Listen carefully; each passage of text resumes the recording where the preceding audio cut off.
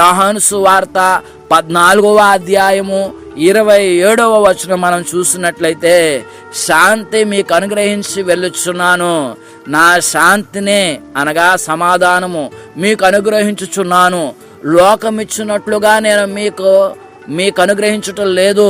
మీ హృదయమును కలవరపడనీయకుడి, వెరవనీయకుడి.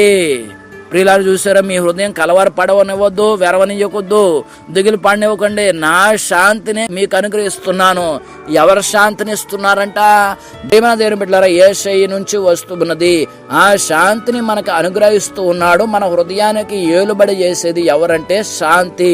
మనము శాంతిని మన హృదయానికి ఏలుబడి చేసే సింహాసనముగా ఉంచుకోవాలి. ప్రియులారా, నా శాంతిని మీకు ఇస్తా ఉన్నాను. మీరు దిగులు పడవద్దు, చింతపడవద్దు, కలవరపడవద్దు, దిగులు పడవద్దు. మీరు శాంతిని హృదయంలోనికి వేలనివ్వండి.